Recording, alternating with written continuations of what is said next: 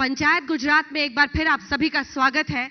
इस बार कई मायनों में ऐतिहासिक है गुजरात के चुनाव, क्योंकि पहली बार इस बार त्रिकोणीय लड़ाई गुजरात में देखी जा रही है। अगर भारतीय जनता पार्टी के 27 साल के शासन को चुनौती देने वाली कांग्रेस पार्टी मैदान में है, तो आम आदमी पार्टी भी पूरी ताकत झोंक रही है। और दो चेहरे जो इस बार गुजरात की चुनावी राजनीति में आपको बार बार दिख रहे हैं और सीधे मुकाबले में दिख रहे हैं, दिल्ली के मुख्यमंत्री अरविंद केजरीवाल हमारे साथ आज पंचायत आज तक के मंच पर तमाम सवालों के जवाब देंगे, और इसुदान गढ़वी जी हमारे साथ इस चर्चा में शामिल होंगे। अरविंद जी, आप यहां आए किस लिए? गुजरात ने बुलाया इसलिए। तो गुजरात जीत रहे हैं इस बार आप? देखिए, जीत और हार तो जनतंत्र में जनता तय करती है, लेकिन पिछले कुछ महीनों में जितना प्यार और जितना विश्वास जनता का गुजरात में मिला है, इसकी हमने कल्पना भी नहीं की थी। और इसके लिए मैं गुजरात का और गुजरात के 6.5 करोड़ लोगों का तहे दिल से शुक्रिया अदा करता हूं कि इतनी प्यार और मोहब्बत उन्होंने दी है। लेकिन अंदर एहसास तो होगा, ये गुजरात है, 27 साल का बीजेपी का शासन, नरेंद्र मोदी अमित शाह की लोकप्रियता, ये बीजेपी का गढ़ है। यहां पर आपको कैसे लगता है कि आप काट खोज लेंगे?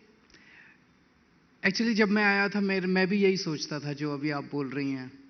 यही सारी बातें मेरे भी दिमाग में थी कि गुजरात जा रहे हैं, 27 साल का बीजेपी का शासन है, इन लोगों का गढ़ है, पता नहीं क्या होगा। लेकिन जिस तरह से प्यार और मोहब्बत और विश्वास मिला और जिस तरह से लोगों ने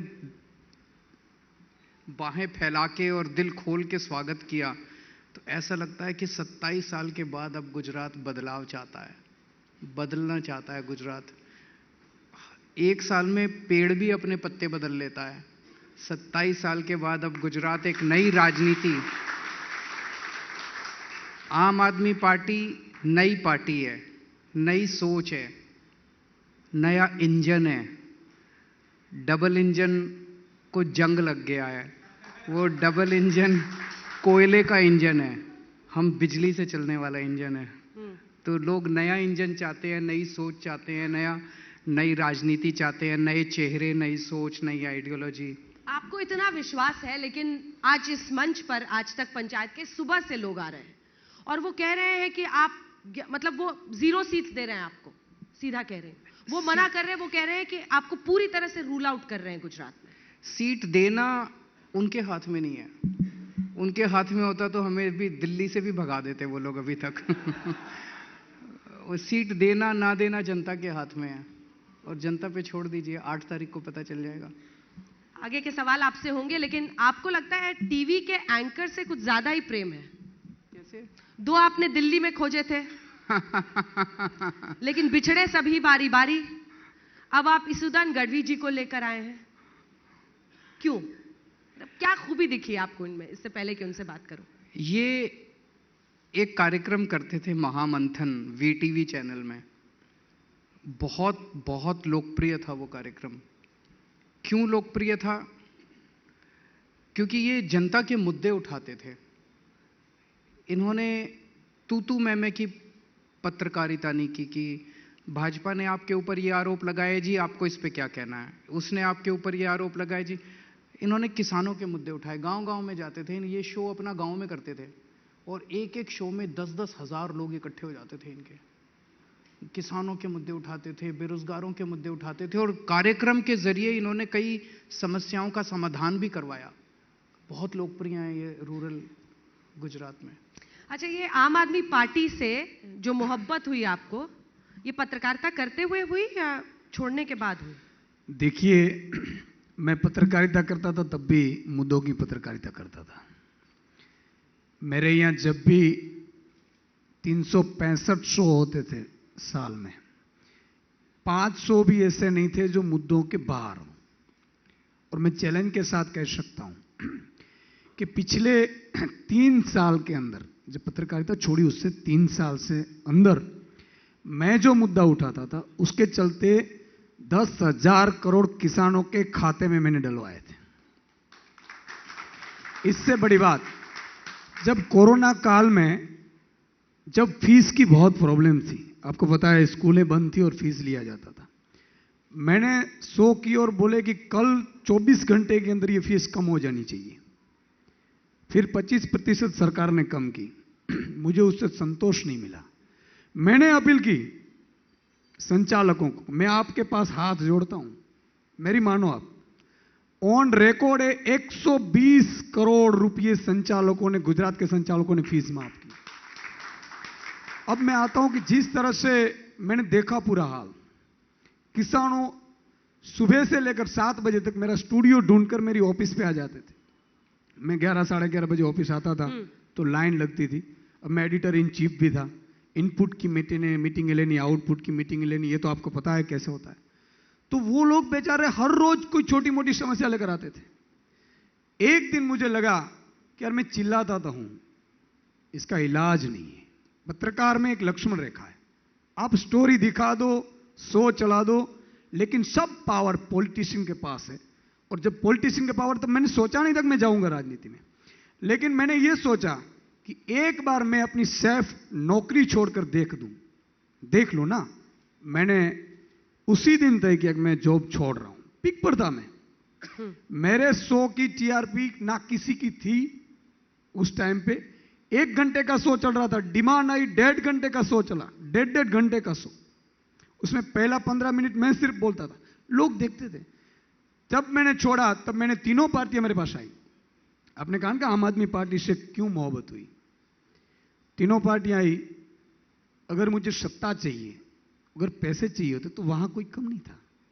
लेकिन जब अरविंद जी का कॉल आया कि आपने, मैंने सुना है आप जॉब छोड़ दिया है आपने, मैंने कहा छोड़ दिए, आ जाइए राजनीति में। मैंने कहा मैं क्यों? तो उन्होंने कहा कि राजनीति जैसे आप पत्रकारिता मुद्दों की करते हैं, राजनीति भी हो सकती है, आप आइए दिल्ली। मैं दिल्ली गया। जब मैंने दिल्ली स्कूलें देखी, पहले मुझे वहां पे टीम स्कूल लेकर देखने ले गई, अच्छे अस्पतालें देखी, मोहल्ला क्लिनिक देखा, फिर अरविंद जी को मिला। उन्होंने कहा कि अगर मैं आंदोलन करके बैठ जाता इस सुदान, तो ये अच्छी स्कूलें बनी नहीं होती। और यहां किसकी सरकार होती? मैंने कहा कि ऑब्वियस भाजपा, क्योंकि 32 सीट तो भाजपा की आई गई थी। तो मैंने कहा कि तो इसके लिए राजनीति माना जरूरी है। तो पावर आप है ना कर सकते हैं, सब कुछ ऑर्डर कर सकते हैं, वहां तो आप चिल्ला सकते हैं। तब मैंने मेरी फैमिली को भी नहीं बताया था। 2 दिन मुझे मेरी फैमिली को मनाने में लगे। और आपको ताजुब होगा, आज मेरी वाइफ डोर टू डोर कर रही है मेरे इलाके में, जिन्होंने विरोध किया कि यार राजनीति हमारा काम नहीं है। मेरे फैमिली में सरपंच तक कोई नहीं है। राजनीति को पहले भी नफरत करता था, आज भी। राजनीति में आज आना मेरा शौक नहीं है, मेरी मजबूरी है। अगर सब पावर पॉलिटिशियन के पास है और गंदे पॉलिटिशियन है इस देश में, मैं बोल रहा हूं कि इतने हजारों करोड़ की संपत्तियां लेकर कहां जाएंगे वो? धरती पर छोड़कर जाना है, किसी को लेकर नहीं जाना है। ईश्वर की मुझे 2 चीजें बहुत अच्छी लगती है। एक, कोई भी बड़ा आदमी हो, टिकट कटती है तो पूछते नहीं है कि आपकी टिकट कट चुकी है। और दूसरा कि एक सोई जितनी चीज भी ऊपर लेकर नहीं जानी है। मुझे पता नहीं चलता है हजारों करोड़ की संपत्ति ये लोग क्यों लूटते हैं। और इसलिए राजनीति में आया हूं, और इसलिए अरविंद केजरीवाल जी को मैं मेरा गुरु मान रहा हूं। और इसलिए क्योंकि मैंने उस दिन कहा, आपने एक एंकर को वाकई चुन लिया है। कहते हैं ना कि एंकर को बस चुप कराना बहुत मुश्किल है। पूरी कर लीजिए 2 लाइन। मैं ये कह रहा था कि जब अरविंद जी को मैंने कहा, देखो मैं हेल्थ पॉलिसी मैंने खुद ने बनाई थी, education policy, anti corruption policy, मैं तो इन पॉलिटिशियन के पास जाता था कि इंप्लीमेंट करो। लेकिन जब अरविंद जी को मिला तो मुझे लगा ये तो सिमिलर है सब। मेरा तो एक सपना है कि लोग मुख्यमंत्री को मिलने आते हैं, गांधीनगर आते हैं। क्यों आते हैं? मुख्यमंत्री उनके घर नहीं जा सकता है क्या? अगर आम आदमी पार्टी की सरकार आई तो मैं यहां से चैलेंज करता हूं, सरकार आने के बाद 27 मिनिस्टर और एक मुख्यमंत्री दरबार खुले में भरेंगे और उनके जिले में जाएंगे। 7 बजे से बैठ जाएंगे हम, सुबह 7 बजे से कलेक्टर के साथ, डिस्ट्रिक्ट ऑफिसरों के साथ बैठ जाएंगे, और जिसको भी समस्या है लेकर आए, शाम तक ऑन द स्पॉट निर्णय लिया जाएगा। ये होती है राजनीति, और इसके लिए हम आए हैं। ठीक है अरविंद जी, आपने पंजाब में लिखित में दिया था, क्या उस लेवल का कॉन्फिडेंस है आपको कि आप लिखित में, जैसा भविष्यवाणी कर दी थी ना आपने तो उस मुख्यमंत्री के बारे में कि वो सीट हारेंगे, ये वो, वैसा कॉन्फिडेंस है? पेपर और पेन मंगा लूं मैं? आप मंगा लीजिए, लेकिन क्या भविष्यवाणी होगी ये मेरे ऊपर छोड़ दीजिए। पेपर पेन मंगा लूं? हाँ मंगा लीजिए। पेपर पेन एक पहुंचवा दीजिए प्लीज। क्या उस पर लिखते हैं अरविंद जी, उसका इंतजार रहेगा। जो भी आप लिखेंगे उसको पढ़ सकती हूँ ना मैं यहाँ पे? ठीक।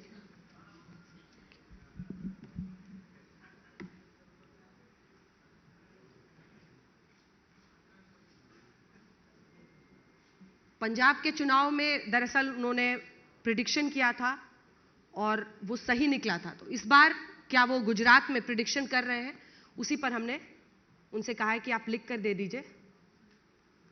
तो ये अब उन्होंने लिख भी दिया है। कांग्रेस की 5 से कम सीटें आएंगी। मतलब इसका क्या है कि बीजेपी की सरकार बन रही है लेकिन आप नंबर 2 की पार्टी हैं या आपकी सरकार? इसका मतलब ये है कि कांग्रेस कोलैप्स कर रही है। धीरे धीरे हम ऊपर जा रहे हैं, बीजेपी नीचे आ रही है। अभी स्थिति बड़ी वोलेटाइल है। आप चुनाव के 3 दिन पहले मेरा एक इंटरव्यू और कीजिएगा, एक पंचायत और रखिएगा, उसमें मैं आपको स्थिति स्पष्ट बता दूंगा कि कहां तक हम ऊपर गए और कहां तक वो नीचे आए। तो एक और पर्चा मतलब उस दिन भरा जाए, मैं पक्का बताऊंगा आपको। अब आते हैं कि अरविंद केजरीवाल आए, क्या लाए? तो आप पर यह आरोप हमेशा लगता है कि आप फ्रीबीज, रेवड़ियों की लत लोगों को लगाते हैं, एक अफीम की तरह उनको चटा देते हैं, कहते हैं इतनी मुफ्त हम ये दे देंगे, इतना मुफ्त वो दे देंगे, और जनता को मुफ्त पसंद है। तो ये तो जनतंत्र है, जो जनता को पसंद है वो सबके लिए पसंद होना चाहिए, नंबर 1। नंबर 2, मेरा अपना मानना है कि अगर इस देश के अंदर कोई बच्चा पैदा हो, उसको अच्छी से अच्छी शिक्षा मिलने का अधिकार है, चाहे वो कितना भी गरीब से गरीब क्यों ना हो, और उसको अच्छी शिक्षा फ्री में देने की जिम्मेदारी सरकार की है। ये फ्री भी नहीं है, ये फ्री की रेवड़ी नहीं है। अगर इस देश के अंदर कोई बीमार होता है, उसे अच्छे से अच्छा इलाज मिलने का अधिकार होना चाहिए, और उसे अच्छा और फ्री में इलाज देने की जिम्मेदारी सरकारों की है। ये फ्री की रेवड़ी नहीं है। 37 से ज्यादा देश ऐसे हैं, अमीर देश, विकसित देश, जो अपने बच्चों को फ्री शिक्षा देते हैं। वो अपने बच्चों को फ्री शिक्षा इसलिए नहीं देते कि वो अमीर हैं, वो फ्री शिक्षा देते हैं इसलिए अमीर बने। अगर हमें अमीर देश बनना है तो अपने बच्चों को फ्री शिक्षा और अच्छी शिक्षा देनी पड़ेगी। ये फ्री भी नहीं है। जब ये नेता इसको फ्री की रेवड़ी कहते हैं तो जनता का अपमान करते हैं। ऐसे लगता है जैसे कोई भीख दे रहे हैं ये लोग। हमारे देश के बच्चों को अच्छी शिक्षा देने की जिम्मेदारी सरकारों की है, और अगर कोई सरकार कहती है कि मैं अपने बच्चों को फ्री शिक्षा और अच्छी शिक्षा नहीं दे सकती, ऐसी सरकार को इस्तीफा दे देना चाहिए। अगर कोई सरकार कहती है कि मैं अपने लोगों को अच्छा इलाज और फ्री इलाज नहीं दे सकता, ऐसी सरकार को इस्तीफा दे देना चाहिए। ये फ्री की रेवड़ी नहीं है। कृपया मैं उन नेताओं को कहना चाहता हूं, आप इस देश के लोगों का अपमान मत कीजिए इसको फ्री की रेवड़ी बोल के। इन नेताओं को, जो नेता आज आपके चैनल पे आए थे, इनको सबको 4-4 हजार यूनिट बिजली मुफ्त मिलती है हर महीने। हर महीने 4000 यूनिट बिजली मुफ्त मिलती है। मैं कहता हूं जनता को 300 यूनिट बिजली मुफ्त दे दो, तो ये सारे गालियां देते हैं मेरे को। पहले अपनी बिजली मुफ्त बिजली पहले अपनी बंद करो। खुद 4-4 हजार यूनिट लेते हैं और जनता को फ्री बिजली दो तो कहते हैं फ्री की रेवड़ी है। शर्म नहीं आती इन लोगों को? लेकिन अरविंद जी, मामला यह है कि अब ये आपका यूएसपी रहा है क्या? क्योंकि अब तो आपने सबको सिखा दिया है। अब किसी का मैनिफेस्टो ऐसा होता नहीं है जिसमें मुफ्त के वादे नहीं होते हैं। फ्री सारे कर रहे हैं ना, फ्री बिजली करते। तो अर्थव्यवस्था का क्या होगा? अर्थव्यवस्था का मैं आता हूं। गुजरात में 27 साल से भारतीय जनता पार्टी का शासन है। इन्होंने तो कुछ नहीं मुफ्त दिया आज तक, कुछ भी मुफ्त नहीं दिया। फिर 3.5 लाख करोड़ का कर्जा कैसे हो गया इनके ऊपर? इनका बजट घाटे में क्यों चल रहा है? दिल्ली में हमने सब कुछ मुफ्त कर दिया, बिजली मुफ्त कर दी, शिक्षा मुफ्त कर दी, इलाज मुफ्त कर दिया, महिलाओं का यातायात मुफ्त कर दिया, तीर्थ यात्रा मुफ्त कर दी, फिर भी हमारा बजट घाटे में नहीं है, हम प्रॉफिट में चल रहे हैं।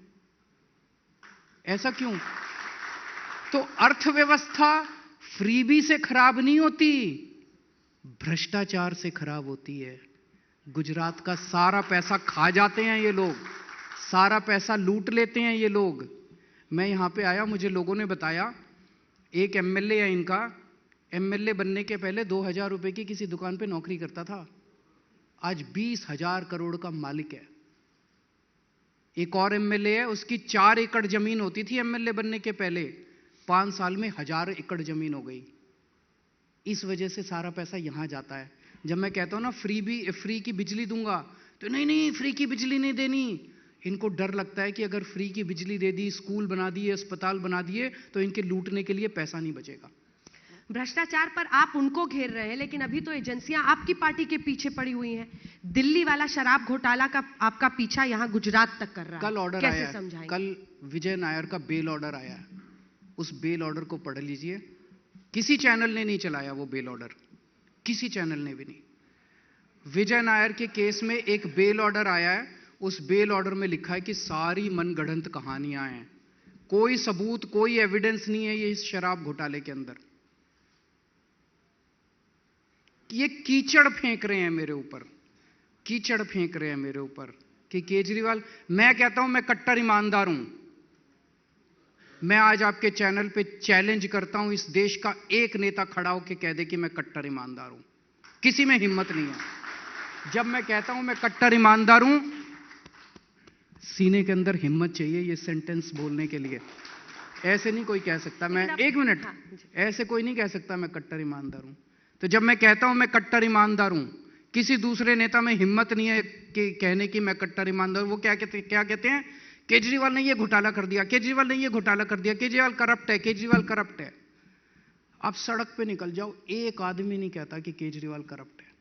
ये केवल कीचड़ फेंकते हैं, कीचड़ फेंकते हैं, कीचड़ चिपक नहीं रहा। आपके करीबियों तक लेकिन पहुंच गए, सत्येंद्र जैन से होते हुए मनीष सिसोदिया। अच्छा चलिए मैं आपको चैलेंज शराब करता हूं। घोटाले, हाँ। सत्येंद्र जैन का आरोप के ऊपर आरोप क्या है? 6 महीने से जेल में है, उसके ऊपर आरोप क्या? आप तो इतनी सीनियर पत्रकार है, सब पता है आपको। नहीं, पर कोर्ट में उन्हें बेल भी नहीं मिल रही है ना अभी तक। आरोप क्या है? उसने क्या घोटाला किया? क्या घोटाला किया? किसी को नहीं पता। मैं ओपन कर दीजिए, इतनी ऑडियंस बैठी है, माइक दे दीजिए किसी को, कोई ये बता दे कि सत्येंद्र जैन ने घोटाला क्या किया, वो जेल क्यों गया है। मैं बताता हूं आपको जेल क्यों गया है। इन्होंने कलकत्ते से 2 हवाला डीलर्स को पकड़ा। उन हवाला डीलर्स ने हजारों लोगों को एंट्री दे रखी थी, हवाला का काम कर रखा था। उनकी गर्दन मरोड़ी और उनको कहा सत्येंद्र जैन का नाम लो। उन्होंने सत्येंद्र जैन का नाम ले लिया, झूठा। उस बेसिस पे सत्येंद्र जैन को गिरफ्तार कर लिया। मजे की बात यह है कि सत्येंद्र जैन को गिरफ्तार कर लिया कि सत्येंद्र जैन ने इनसे हवाला की एंट्री ली है। उन दोनों को आज तक गिरफ्तार नहीं किया। उन दोनों को घर जमाई बना के बिठा रखा है भाजपा वालों ने। सुनो पूरी बात सुनो, बड़ी मजेदार है। ये भ्रष्टाचार की आपने बात की है, बड़ी मजेदार बात है ये। उन दोनों को आज तक गिरफ्तार नहीं किया। उनके यहां आज तक रेड नहीं हुई। सत्येंद्र के यहां 4 बार रेड हो चुकी, ढीला नहीं मिला सत्येंद्र के यहां। उसके बाद जब सत्येंद्र जैन की बेल की एप्लीकेशन लगी, अच्छा सत्येंद्र जैन ने कोर्ट में बार बार कहा कि उन दोनों को दिखा तो दो, शक्ल कैसी है, मैं कभी मिला नहीं उनसे, उनको मैंने फोन नहीं किया, उनका नाम नहीं जानता, कौन है ये लोग, मैं कभी उनको कोर्ट में पेश नहीं किया इन दोनों को। फिर जब बेल की हियरिंग आई तो जज ने 3 हियरिंग में पूछा। पहली बार पूछा भाई एक सबूत तो दे दो सत्येंद्र जैन के खिलाफ। उन्होंने कहा जी अगली हियरिंग में लाएंगे। फिर अगली हियरिंग में पूछा भाई सबूत लेके आए? उन्होंने कहा जी अगली हियरिंग में। 3 हियरिंग में लगातार सीबीआई की जज ने पूछा, बार बार पूछा कि कोई सबूत तो दे दो सत्येंद्र जैन के खिलाफ। एक भी सबूत जब नहीं दे पाए तो कहते हैं ये जज अच्छी नहीं है, जज को बदलो। 75 साल के भारत के इतिहास में ऐसा मजाक किसी ने नहीं उड़ाया। कहते जज बदलो। 1.5 महीने तक फिर जज बदला जाए कि नहीं बदला जाए, इसके ऊपर हियरिंग चलती रही। वो बेचारा 5 महीने से जेल में बैठा हुआ है। ये इनकी ईडी है और ये सीबीआई है।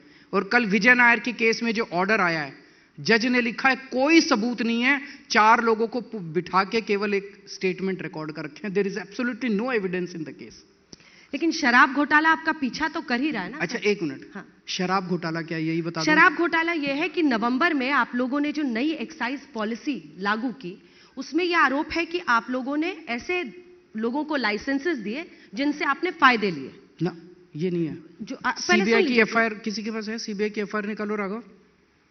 सीबीआई की जो एफआईआर में ऐसा नरेश कुछ कुमार नहीं लिखा जो हुआ। चीफ सेक्रेटरी की रिपोर्ट थी उसमें क्या लिखा है सर? बताओ। फाइनेंशियल किकबैक्स, क्विड प्रो को लिखा हुआ है ना, ये नहीं हाँ लिखा। सर, लिखा है। पॉलिसी के ऊपर नहीं है जो आपने एक मिनट, लाइसेंसेस अलग दिए हैं मैं आपको बताता हूँ। सर, आप आपने पूछा है 3 लाइन में मैं हाँ बता बताओ दूं? बताओ ठीक। बताओ बताओ। हाँ जो लाइसेंसेस आपने दिए हैं प्राइवेट होल्डर्स को, आरोप है कि उनसे फायदा लिया गया है और फिर उसकी वजह से पंजाब में आपने वो पैसा साइफन किया है चुनाव में, जो आरोप बीजेपी लगाती है यहाँ पर।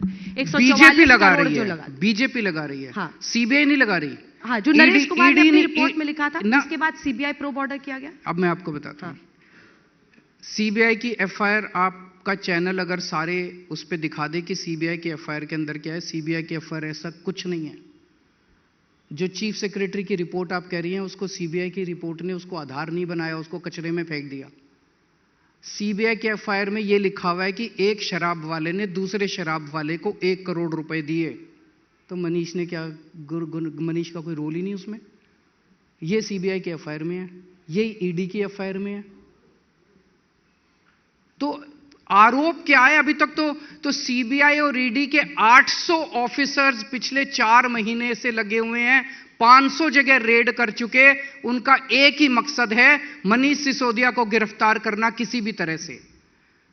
उनका मकसद क्राइम की इन्वेस्टिगेशन करना नहीं है, क्योंकि कुछ क्राइम हुआ ही नहीं है। उनका मकसद है कुछ भी निकालो, लगे हुए हैं 800 ऑफिसर्स 24 घंटे लगे हुए हैं, मनीष सिसोदिया को गिरफ्तार करो। मनीष, एक बीजेपी के नेता ने कहा 1.5 लाख करोड़ का घोटाला हुआ, दूसरे ने कहा 10,000 करोड़ का घोटाला हुआ, तीसरे ने कहा 1100 करोड़ का घोटाला हुआ, एलजी साहब ने कहा 140 करोड़ का घोटाला हुआ। जो सीएस की रिपोर्ट 140 करोड़। मनीष के घर गए, चवन्नी नहीं मिली मनीष के घर।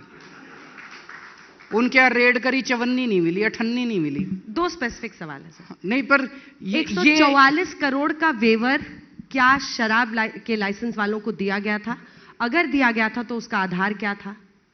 144 करोड़ का वेवर, स्पेसिफिक सवाल। नहीं, और दूसरा, एक मिनट। क्या यहां पे हम लोग शराब नीति डिस्कस कर रहे हैं कि घोटाला डिस्कस कर रहे हैं? अगर शराब नीति डिस्कस कर रहे हैं तो फिर बीजेपी की भी कई नीतियां डिस्कस करते हैं बैठ के। मैं सारे जवाब दे सकता हूं आपके, पर that is not the subject matter of this interview. Subject matter of this interview is कि क्या शराब घोटाला हुआ? कोई शराब घोटाला नहीं हुआ। कल का ऑर्डर पढ़ लीजिए, आप कोर्ट का ऑर्डर पढ़ लीजिए, कोई शराब घोटाला नहीं हुआ। झूठ बोल रहे हैं ये लोग। क्या सतेंद्र जैन ने कोई घोटाला किया? कोई घोटाला नहीं किया, झूठ बोल रहे हैं ये लोग। किसी को भी पकड़ लेते हैं, किसी को भी पकड़ लेते हैं, जेल में डाल देते हैं। सर, आप तो मीडिया वालों मनीष जी को पकड़ेंगे, मीडिया मनीष वालों जी के को नहीं ऊपर भी पकड़ेंगे। ईडी के केस कर रखे हैं। मनीष जी को पकड़ेंगे, आपने कब से प्रेडिक्ट किया हुआ है? उनको तो पकड़ेंगे, नहीं कभी भी पकड़ लेंगे। लगा रखे हैं 800 अफसर इन्होंने। 800 अफसर ईडी और सीबीआई के एक आदमी को गिरफ्तार करने के लिए लगा रखे हैं इन लोगों ने। वापस गुजरात पर आए उससे पहले एक सवाल और है सर, एक सवाल और। अगर प्रॉब्लम नहीं थी एक्साइज पॉलिसी में, तो फिर जुलाई में इसको आपने वापस क्यों ले लिया? सही पूछा आपने। जुलाई में इसलिए वापस लिया क्योंकि इन्होंने अफसरों को इतना ज्यादा धमका रखा था, इतना ज्यादा डरा रखा था। 31 जुलाई को ये पॉलिसी हर साल एक्सटेंड होती है, 1 साल के लिए बनती है, फिर एक्सटेंड होती है। 31 जुलाई को एक्सपायर हो रही थी, इसको एक्सटेंड होना था, नंबर 1। नंबर 2, दिल्ली में 850 शराब की दुकानें होती थी, वो किसी कारण से कई लोग छोड़ गए, 350 बच गई, जिसकी वजह से क्योस होने लग गया उन दुकानों के ऊपर। ऑफिसर्स ना तो इस पॉलिसी को एक्सटेंड करने को तैयार थे, और ना जो खाली हुई थी दुकानें उनको इस पॉलिसी के तहत ऑक्शन करने को तैयार थे। सबने हाथ खड़े कर दिए, सबने कहा कि धमकी आ रही है बीजेपी वालों की, एलजी ऑफिस से, सेंट्रल गवर्नमेंट से। कोई तैयार नहीं था। एंड वी डिडंट वांट, हम क्योस नहीं चाहते थे दिल्ली के अंदर, इसीलिए हमने डिसाइड किया कि पुरानी पॉलिसी पे चले जाओ। यही policy exact word to word Punjab में लागू हुई। पंजाब में 48% रेवेन्यू बढ़ गया इसी पॉलिसी के अंदर 3 महीने के अंदर। नोट पर गणेश लक्ष्मी जी की मांग अरविंद केजरीवाल जी ने की। आपको लगता है, आप कह रहे हैं कि हम लोगों से जुड़े मुद्दे उठाते हैं, आपको लगता है कि ये इंपॉर्टेंट मुद्दा है? अंजना जी, मैंने देखा है आप छठ पूजा करती हैं पूजा छठ करती पूजा? हूँ। बिल्कुल। हम धनतेरस के दिन मां लक्ष्मी की पूजा करते हैं। अरविंद जी जो हिंदुस्तान के नागरिक हैं, उन्होंने माता जी की, लक्ष्मी जी की पूजा की, और उनके मन में एक विचार आया कि यार डॉलर के सामने रुपया गिरता ही जा रहा है, गिरता ही जा रहा है, गिरता ही जा रहा है। दूसरा कि मेहनत तो सबको करनी पड़ेगी, लेकिन एक विचार ये आया कि चलो एक बार ये लक्ष्मी जी की और गणपति जी की अगर नोट पर, चलनी नोट पर अगर तस्वीर आ जाए तो माता जी की कृपा हो सकती है। तो इसमें मैं ये मान रहा हूं बीजेपी वालों को इतनी दिक्कत क्यों है? बीजेपी पूरा देश इंतजार कर रहा था, सही है यार, ये अच्छी बात है और कोई गलत बात नहीं है। बीजेपी वालों ने इतना जोर शोर से विरोध किया कि नहीं, लक्ष्मी जी की तस्वीर नहीं लगानी चाहिए, गणपति जी की तस्वीर नहीं लगानी चाहिए। अरे क्या बात है यार, आप क्या बोल रहे हैं? ये तो मुझे लगता है कि बीजेपी वालों से पूरा देश नाराज हुआ इस मामले में कि यार क्या है। अगर माता जी की मैंने भी धनतेरस को पूजा की थी लक्ष्मी जी की, आपने भी की होगी, सबने की होगी। और लक्ष्मी जी हम धनलक्ष्मी कहते हैं ना, धनलक्ष्मी की माँ कहते हैं। और एक तरफ गांधी जी की है, दूसरी तरफ गणपति जी, और लक्ष्मी जी आ जाए तो शायद कृपा हो जाए, बन जाए बात। अरविंद जी, बीजेपी वाले कह रहे हैं कि आप सॉफ्ट हिंदुत्व खेलने की कोशिश कर रहे हैं। सवाल यह है कि आप तो आईआईटी के इंजीनियर हैं सर, इतने पढ़े लिखे हैं, तो सिलेबस में डाल दिया जाए कि अगर अर्थव्यवस्था सुधारना है तो भगवान की फोटो लगा दो। पहली चीज तो बीजेपी वालों से भी आप ये पूछना कि भैया आपको भगवान गणेश और लक्ष्मी जी की तस्वीर लगाने से एतराज क्यों है? पूरे देश में किसी को एतराज नहीं है, केवल बीजेपी वालों को एतराज है कि भगवान गणेश और भगवान लक्ष्मी की तस्वीर नोट के ऊपर नहीं लगनी चाहिए। क्यों? दूसरी चीज, आपने कहा कि मैं आईआईटी से इंजीनियर हूं। आईआईटी से इंजीनियर होने का यह मतलब नहीं है कि सारे आईआईटी से पढ़ने वाले लोग नास्तिक होते हैं। लोग नास्तिक भी होते हैं, लोग आस्तिक भी होते हैं। जो आस्तिक होते हैं वो भगवान पे भी विश्वास करते हैं, भगवान के आशीर्वाद पे भी विश्वास रखते हैं। जो नास्तिक होते हैं वो भगवान पे भी विश्वास नहीं रखते, भगवान के आशीर्वाद पे भी विश्वास नहीं रखते। अपनी अपनी श्रद्धा की बात है। मैं आस्तिक हूं, भगवान पे विश्वास रखता हूं, मेहनत करता हूं, टेक्नोलॉजी पे भी विश्वास रखता हूं, लेकिन जितना भी मेहनत करते हैं, मेहनत का फल तभी मिलता है जब ऊपर वाले का आशीर्वाद होता है। नहीं तो आदमी, बच्चा कई बार पढ़ता रहता है, मेहनत करता है, आदमी बहुत मेहनत करता है, नतीजे नहीं आते। जब तक ऊपर वाले का आशीर्वाद नहीं होता तब फल नहीं मिलता। मेरा केवल ये कहना था, मैं ये नहीं कह रहा कि गणेश लक्ष्मी जी की तस्वीर आज लगाएंगे और डॉलर अचानक रुपए से 40 रुपए पे आ जाएगा, ऐसा नहीं है। मेहनत तो करनी पड़ेगी, नीतियां भी सही बनानी पड़ेगी, लेकिन वो फल तब मिलेगा जब ऊपर वाले का आशीर्वाद होगा। ऊपर वाले का आशीर्वाद तो ले ही लेना चाहिए, उसमें तकलीफ क्या है? मुझे लगता है जितने लोग उस दिन भी आपके प्रेस कॉन्फ्रेंस को सुन रहे थे, आज भी इंटरव्यू सुन रहे होंगे, सब आपकी आइडियोलॉजी जानना चाहते हैं कि आपकी विचारधारा क्या है। मेरी विचारधारा है कट्टर देशभक्ति। देश के लिए मर मिटेंगे, इस शरीर का आखिरी कतरा देश के लिए हाजिर है। दूसरा, कट्टर ईमानदारी, जिससे इनको सबसे बड़ी तकलीफ है क्योंकि वो उनके पास नहीं है। कट्टर ईमानदारी, मर मिटेंगे लेकिन एक पैसे का इधर उधर नहीं करेंगे। हमारी अकेली पार्टी है। पंजाब में अभी हमारे एक मंत्री ने कुछ गड़बड़ करी, हमारे हेल्थ मिनिस्टर ने, भगवंत मान को पता चल गया, मीडिया को भी नहीं पता था, विपक्ष को भी नहीं पता था। भगवंत मान ने अपने मंत्री को खुद ब खुद जेल में डाल दिया। 75 साल के भारत के इतिहास में कभी ऐसा वाकया नहीं हुआ कि कोई मुख्यमंत्री अपने मंत्री को खुद ब खुद जेल में डाल दे। कल को अगर मेरा बेटा भी गड़बड़ करेगा, उसे बख्शूंगा नहीं, उसे सजा भुगतनी पड़ेगी। तो कट्टर ईमानदारी हमारी दूसरी, और तीसरी इंसानियत। इंसान का इंसान से है भाईचारा, यही पैगाम हमारा।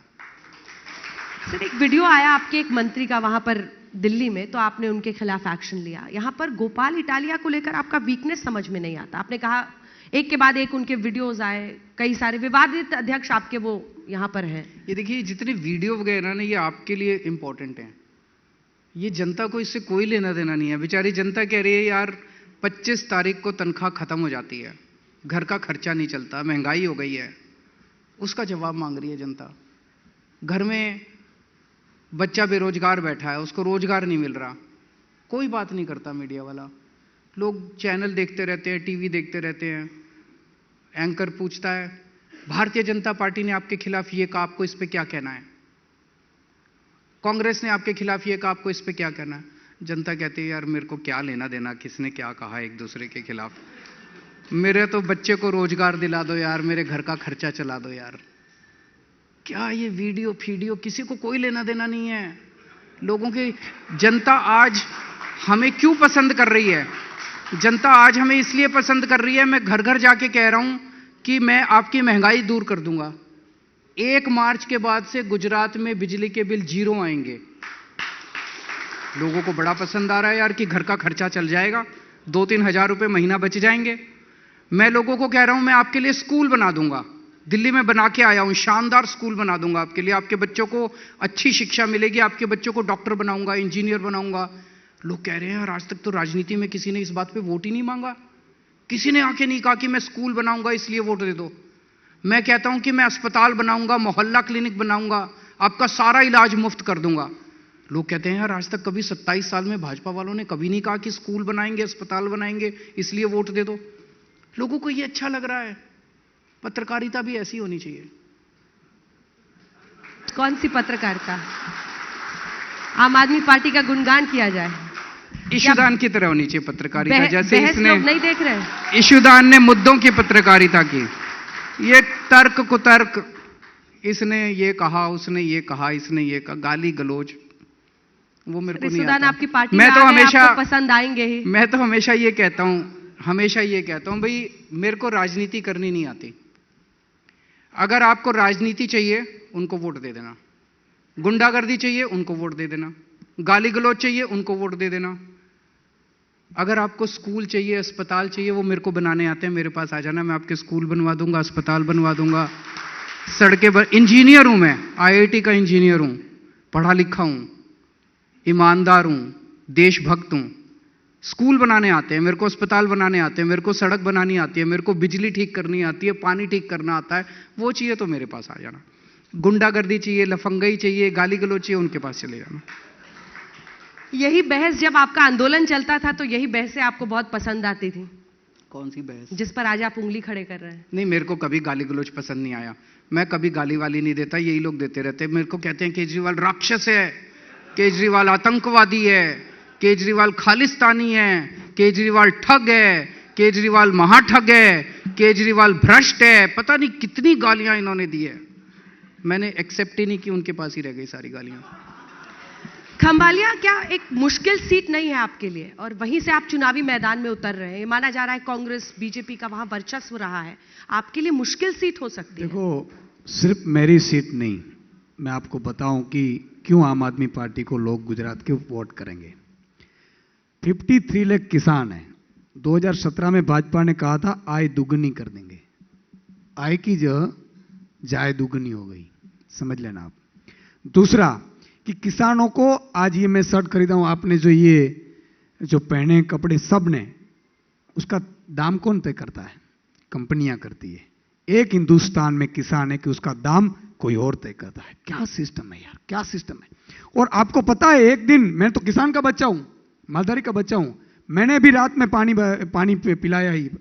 आज भी मेरे, कल आपके राहुल कंवल जी आए थे, पूछ लेना। मूंगफली थी मेरे खेत में, मुझे पता नहीं था मूंगफली का दाम क्या होगा, इसके लिए मैं राजनीति में आया हूं। दूसरा, 53 लाख किसान है, बच्चे, जब बच्चे रात दिन मेहनत करके बच्चे को पढ़ाने के लिए भेजते हैं, यहाँ माता जी प्रार्थना करती है कि बेटा पेपर अच्छा गया, हाँ माँ पेपर दे दिया, घर पे आते हैं, टीवी में न्यूज आते हैं, भाजपा वालों ने पेपर लीक करके फोड़ दिया। क्या चक्कर लगाया, भाजपा को क्यों वोट देंगे? उससे आगे मैं बताऊं कि भाजपा को वोट देना यानी कि मौत मिलती है। 52 सीटें स्थानीय चुनाव मोरबी की, 52 में से लोगों ने तय किया कि इस बार पूरी भाजपा को दे दो, विपक्ष नहीं चाहिए, विपक्ष नहीं लिया। और हालत क्या हुई, वो बिना टेंडर को ब्रिज दे दिया गया, और 5 दिन में ब्रिज का उद्घाटन होता है। 150 लोग जिसने भाजपा को वोट दिए थे वो सब बेचारों मर गए। क्या हालत कर दी। आज विपक्ष होता तो वो बोलते कि ये बिना टेंडर का ब्रिज नहीं चाहिए हमें। हालत ये है, घड़ी बनाने वाले को पुल का ठेका दे दिया। मतलब दुनिया के इतिहास का सबसे बड़ा स्कैंडल है कि किसी घड़ी बनाने वाली कंपनी को पुल बनाने का ठेका दे दिया इन लोगों ने। इतनी बेशर्मी, इतना भ्रष्टाचार। और इनकी हिम्मत होती है कहने की कि केजरीवाल भ्रष्टाचारी है, इनकी हिम्मत होती है कहने की कि मनीष सिसोदिया भ्रष्टाचारी है, इनकी हिम्मत होती है कहने की कि सत्येंद्र जैन भ्रष्टाचारी है। घड़ी बनाने वाले को पुल का ठेका दे देते हैं ये लोग। आज अंजना यहाँ जी, पर गृह मंत्री आए थे, गृह राज्य मंत्री हर्ष सांघवी, वो कह रहे हैं कि हम एक्शन ले रहे हैं उन लोगों के खिलाफ। उन्होंने एफआईआर के अंदर उस कंपनी का नाम भी नहीं लिखा। अब बचा रही है पूरी सरकार, पूरी पार्टी उनको बचाने में लगी हुई है। जो एफआईआर दर्ज की गई है, जिस कंपनी ने वो पुल बनाया, वो घड़ी बनाने वाली कंपनी जिसको पुल बनाने का ठेका दिया, बिना टेंडर के ठेका दिया, उसका नाम भी एफआईआर में नहीं है, उसके मालिक का नाम भी एफआईआर में नहीं है, उसको गिरफ्तार भी नहीं है। गिरफ्तार किसको किया? टिकट बेचने वाले को, जो टिकट बेच रहे थे वहां। शर्म नहीं आती इन लोगों को।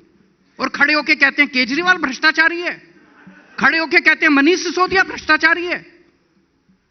इससे भी बड़ी बात मैं आपको बताऊं कि आप हालत देखिए। आपने पॉल्यूशन पर बहुत डिबेट की, मुझे अच्छा लगा, ठीक है, होनी चाहिए, गलतियां हैं, सुधारनी चाहिए। 150 लोग की डेथ हो गई, मुख्यमंत्री ने रिजाइन दिया, मंत्री को जेल में गया। उससे आगे 75 लोग जहरीली शराब से मर गए। शराब घोटाला आप यहां कर रहे हैं, यहां तो 75 मर गए थे। किसी ने पूछा कि 75 क्यों मर गए? यहां तो नशाबंदी है। इससे आगे मैं आकर लेकर जाता हूं तकसीला कांड सूरत में, आपके पत्रकार को पूछ लेना, वहां 22 बच्चे जिंदा जल गए थे। 15 आरोपी में से 14 बाहर घूम रहे हैं। और उस बच्चे की माता पिता आज मेरे पास आए थे, बोल रहे थे कि सुदान भाई आपकी सरकार आनी चाहिए। हम हाई कोर्ट में न्याय मांगने के लिए गए, जिसकी एक की बच्ची जो डेथ हो गई है। मैं ये बोल रहा हूं कि गुजरात के मुद्दों को इन्होंने देखा ही नहीं है कभी। गुजरात में 50 लाख बेरोजगार युवा है, आज प्रार्थना कर रहे हैं, उसके मम्मी पापा को बोल रहे हैं कि एक बार आम आदमी को वोट देना, वरना ये फरवरी में जब एग्जाम लेंगे ना, फिर पेपर लीक कर देंगे, फिर अपने ये कर देंगे। देखो ये हालत है गुजरात की। आपको मैं पता नहीं ग्राउंड रिपोर्ट पे क्या होगा। आज मैं जाता हूं तो लोग रोते हैं, लोग इतने रोते हैं, परेशान हो गए हैं यार। 27 साल से भाजपा, और भाजपा क्यों थी? क्योंकि सामने कांग्रेस थी, बिक जाती थी। कितने चाहिए माल, चलो हम आ जाते हैं। कोई बिचौटिया होता था, वो 20-20 लाख कमीशन लेता था, मैं एमएलए आपको देने आता हूं, कितने में चाहिए? तो 2 करोड़, तो 2 करोड़ नहीं 2.5 करोड़ कर दे। क्या बात है यार, आप जनता बिक रही है, एमएलए बिक रहा है, क्या है? जनता बेचारी रात दिन मेहनत करके एमएलए को चुनती है, एमएलए बिक जाता है। और पूछते हैं ये तो हिंदुस्तान में अरविंद केजरीवाल और मनीष सिसोदिया एक है जो खरीद नहीं सकते। साहब ये बात है। लेकिन अरविंद जी, गुजरात को समझना पड़ेगा, यहां पर कुछ ऐसे इलाके हैं जहां पर कांग्रेस का वर्चस्व रहा है। 27 साल से बीजेपी शासन में है, लेकिन कांग्रेस वर्चस्व रहा है। आप तो हमेशा अपने सर्वेस को कोट करते हैं, किसको नुकसान पहुंचा रहे हैं? आम आदमी पार्टी की सरकार बनने जा रही है, जैसे अभी भी ईशुदान ने कहा, एक ही लाइन में समझ जाइए। लिख के नहीं दिया अगर गुजरात का युवा भारतीय जनता पार्टी को वोट देगा, फरवरी में तलाटी की पेपर होने वाले हैं, पेपर लीक होंगे, पेपर बिकेंगे और फिर से वही सिस्टम चलता रहेगा। अकेली आम आदमी पार्टी है जो आज गुजरात के बच्चों को भविष्य दे सकती है, गुजरात के युवा को भविष्य दे सकती है, किसानों को भविष्य दे सकती है। आप खुद सोचिए कि एक नई पार्टी गुजरात में एंटर करती है 6 महीने पहले, और अचानक उसकी इतनी बज़ कैसे पैदा हो जाती है? केवल और केवल इसलिए क्योंकि मौजूदा पार्टी से वो लोग बहुत नाराज हैं, मौजूदा सिस्टम से वो लोग बहुत नाराज हैं, और आम आदमी पार्टी एक उम्मीद की किरण के रूप में उनको दिखाई दे रही है। चुनाव उम्मीद पे लड़ा जाता है। आज आम आदमी पार्टी गुजरात के लोगों की उम्मीद बन के सामने आई है। कांग्रेस पार्टी तो सर कह रही है आप बी टीम है बीजेपी के, आप वोट को काट रहे हैं। उनको कहने दीजिए, कांग्रेस को तो कोई सीरियस नहीं ले लेता, आप क्यों लेते हैं? राहुल गांधी पूरा अपना भारत जोड़ो यात्रा कर रहे हैं और बहुत भीड़ पहुंच रही है वहां पे। बहुत, उनको मेरी शुभकामनाएं। वो 24 में कह रहे हैं मोदी को चुनौती देंगे। आपको उनमें अच्छा मटेरियल दिखता है? पीएम मेरे को किस लिए जनता को मटेरियल देखना है? मेरे को किस लिए मटेरियल देखना है? मैं स्कूल अस्पताल बनाने में लगा हुआ हूं, मेरे को वही काम करने दीजिए। पर राजनीतिक प्रतिद्वंदी तो आप देखते होंगे ना, कांग्रेस से आप यहां पर मुकाबला कर रहे हैं। मैंने आपको बताया, मैंने लिख के दिया, कांग्रेस की 5 से कम सीट है, 5 से कम सीट आ रही हैं।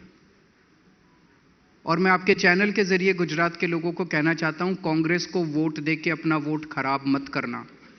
कांग्रेस का वोट देके वोट बटने मत देना। आम आदमी पार्टी, एक जबरदस्त बदलाव की आंधी चल रही है गुजरात के अंदर, जबरदस्त बदलाव की आंधी। कुछ ना कुछ अद्भुत होने वाला है, कोई ना कोई दिव्य शक्ति काम कर रही है। सब लोग इसका हिस्सा बनो। बीजेपी को 27 साल दिए, हर साल पेड़ भी अपने पत्ते बदल लेता है। इस बार बीजेपी को बदलो। बीजेपी तो अब कुछ नया नहीं करने वाली। एक बार आम आदमी पार्टी ट्राई करके देखो, अगर हम काम ना करें 5 साल बाद हमें उठा के फेंक देना। और कांग्रेस अब खत्म हो चुकी है। कांग्रेस को वोट देके अपना वोट बेकार मत करो। आखिरी के 2 सवाल। ईडब्ल्यूएस रिजर्वेशन जिसको सुप्रीम कोर्ट ने अपहोल्ड किया है, उस पर आपकी क्या राय है? सुप्रीम कोर्ट ने कहा है, ठीक है, सुप्रीम कोर्ट का आदेश सबको मानना है। आपका फ्यूचर आपको क्या दिख रहा है? क्या आप 24 में आपको लग रहा है कि मैं तो कमाल कर दूंगा, बस अब मोदी को हरा दूंगा? नहीं, मैं क्यों हराऊंगा? आपका फ्यूचर क्या है? मैं किसी को क्यों हराऊंगा? मैं यहाँ गुजरात में भी किसी को हराने नहीं आया। मैं ना बीजेपी को हराने आया हूं, ना कांग्रेस को हराने आया हूं।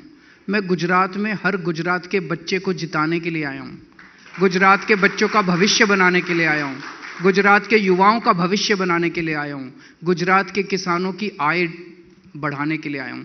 मैं किसी को, मेरे को कोई इंटरेस्ट नहीं है किसी को हराने में, जिताने में। ये सब उन लोगों का काम है, मेरे को ये राजनीति आती ही नहीं है। तो पत्ते बदलने आप कह रहे हैं, अगर दिल्ली वाली जनता ने सुन लिया तो दिल्ली वाली जनता खुश होगी? दिल्ली वाली जनता वहां क्यों? तो नहीं बदलना है ना। जनता के ऊपर है। जिस दिन तक हम काम आपके लिए करेंगे। बड़ा चुनाव कौन सा है सर, एमसीडी या गुजरात? दोनों इंपॉर्टेंट अब तो आप फंस गए हैं। नहीं, फंस नहीं गए। चुनाव आयोग ने ऐसी तारीख रखी। उन्होंने चुनाव आयोग ने नहीं, भाजपा ने भाजपा ने दोनों चुनाव एक साथ रखे। उन्होंने सोचा था कि केजरीवाल को फंसा लेंगे। तकलीफ है, मैं मानता हूं, हमारी छोटी सी पार्टी है, रिसोर्सेज कम है हमारे पास, लेकिन जनता हमारे साथ है। उस जमाने का अभिमन्यु था, उसको इन्होंने चक्रव्यूह में फंसा लिया। उसको बेचारे को चक्रव्यूह से निकलना नहीं आता था। मैं मॉडर्न जमाने का अभिमन्यु, मुझे चक्रव्यूह से निकलना आता है। एमसीडी या गुजरात, कौन सा बड़ा है? दोनों इंपॉर्टेंट है, दोनों इंपॉर्टेंट है, दोनों जीतेंगे, जनता जिताएगी, जनता जीतेगी। चलिए, आप दोनों यहाँ पर आए पंचायत आज तक के मंच पर, तमाम सवालों के जवाब दिए। आपका बहुत बहुत धन्यवाद। थैंक यू, आपका भी बहुत बहुत शुक्रिया। Thank you so much. धन्यवाद।